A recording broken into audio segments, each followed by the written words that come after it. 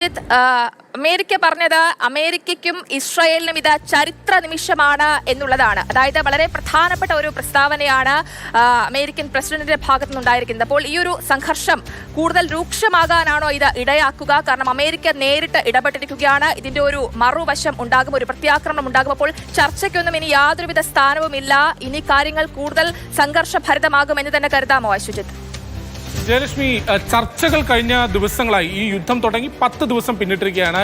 ഈ ദിവസങ്ങൾക്കിടെയൊക്കെ പലതരത്തിലുള്ള ചർച്ചകൾ നടന്നു. കഴിഞ്ഞ ദിവസം UN സുരക്ഷാ കൗൺസിലിൽ നടന്നു. യൂറോപ്യൻ യൂണിയന്റെയും UK-യുടെയും ഒക്കെ മധ്യസ്ഥതയിൽ പല ചർച്ചകളും നടന്നു. ഒരുപക്ഷെ ഇതിൽ ഈ ചർച്ചകൾക്ക് ഒരു നേരിട്ടൊരു ഇമ്പാക്ട് ഉണ്ടാക്കാൻ, അല്ലെങ്കിൽ ഈ യുദ്ധത്തിന് ഒരു പെട്ടെന്നൊരു അന്ത്യമുണ്ടാക്കാൻ ഈ ചർച്ചകൾക്കൊന്നും കഴിഞ്ഞിട്ടുമില്ല. ഒരുപക്ഷെ ഇനി കഴിയാനും സാധ്യതയില്ല എന്ന് വേണം വിലയിരുത്താൻ.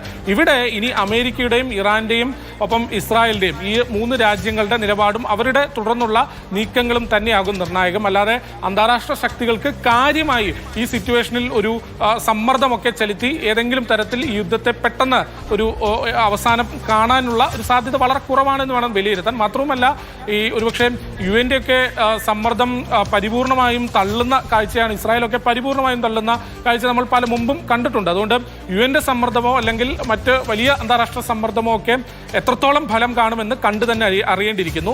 മാത്രമല്ല, ഇവിടെ പ്രസക്തമായി പറയാനുള്ളത്, ഇറാൻ നിലവിൽ തന്നെ പ്രഖ്യാപിച്ചിട്ടുണ്ട്, കഴിഞ്ഞ ദിവസങ്ങളിലൊക്കെ ആവർത്തിച്ച് പ്രഖ്യാപിച്ചിട്ടുണ്ട്. ഇറാന്റെ വിദേശകാര്യ മന്ത്രിയും ഇറാന്റെ പരമോന്നത നേതാവും ഉൾപ്പെടെ വ്യക്തമാക്കിയിട്ടുണ്ട്, അമേരിക്ക തങ്ങളെ നേരിട്ട് ആക്രമിക്കുകയാണെങ്കിൽ, അല്ലെങ്കിൽ ഈ സംഘർഷത്തിൽ അമേരിക്ക കൂടെ നേരിട്ട് ഇടപെടുകയാണെങ്കിൽ അതിന്റെ പ്രത്യാഘാതം വളരെ വലുതായിരിക്കും. തങ്ങളും ഈ